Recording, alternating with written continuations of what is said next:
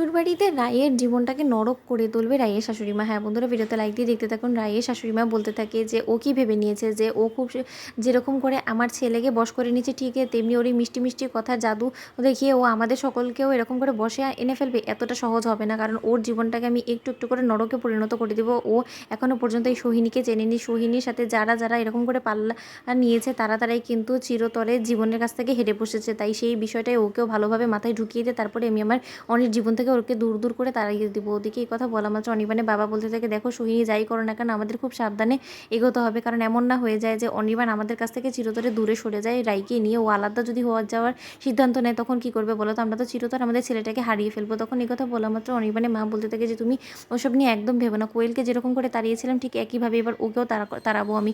ও কি ভেবে নিয়েছে যে ও আমার ছেলেটাকে এরকম করে ওর আঁচলে তলায় বেঁধে ফেলেছে, তাই ও আমাদেরকে যেরকম খুশি সেরকম নাচাতে পারবে? সেটা যদি ও ভেবে থাকে তাহলে সেটা ওর ভুল।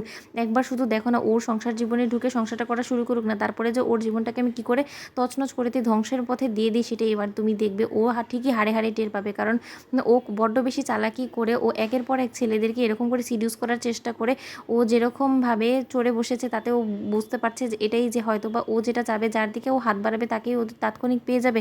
এটার কোনো মতেই হবে না। এই যাত্রায় ও আমার ছেলেকে কোনো মতেই আর ওর করে রাখতে পারবে না, কারণ আমার ছেলে এখন হুঁশ হারিয়ে ফেলেছে, এটা ঠিক আছে, কিন্তু আমার ছেলে খুব শীঘ্রই জ্ঞানে এসে পড়বে। যখন আমার ছেলে জ্ঞানে ফিরে আসবে তখন আমি দেখবো যে ও কী করে আমাদের বাড়িতে টেকে। তুমি এই কথাটা মিলিয়ে নিও। তখন রাই বলতে থাকে যে যে করেই হোক না কেন আমাকে আমার শাশুড়িমার মন জুগিয়ে অবশেষে এই বাড়িতে মাটি কামড়ে থাকতে হবে, নয়তো বা আমার শাশুড়িমার কাছে আমার হেরে গেলে চলবে না। রাই, তোকে লড়াই করে যেতে হবে জীবনের শেষ নিঃশ্বাস পর্যন্ত, যদি তোর অনির্বাণেরকে তোর জীবনে পাশে চাওয়ার ইচ্ছা থাকে। তখন এই কথা বলা মাত্র অনির্বাণ বলতে থাকে যে রাই, যত ঝড়ঝাপটায় আসুক না কেন কোনো মতেই তুমি আমাকে ছেড়ে যাবে না।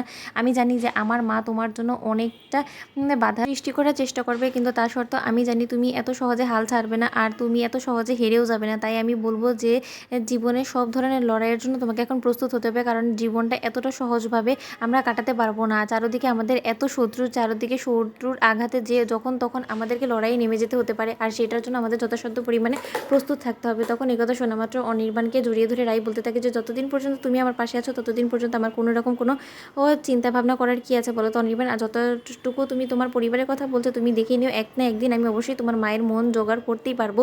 আমি তোমার মায়ের মনের মতন অবশ্যই হয়ে উঠতে পারবো অনির্বাণ, সেটা নিয়ে তুমি একদম ভেবো না, কারণ তার এখন আমার উপরে অভিমান হয়েছে। তার হয়তো এই ভুল ধারণাটা সে নিজের মধ্যে পোষণ করে ফেলেছে যে তার ছেলেকে হয়তো আমি তার কাছ থেকে দূরে করে ফেলেছি, কিন্তু এই ভুল ধারণাটাও খুব শীঘ্রই আমি ভেঙে দিব, তুমি দেখো।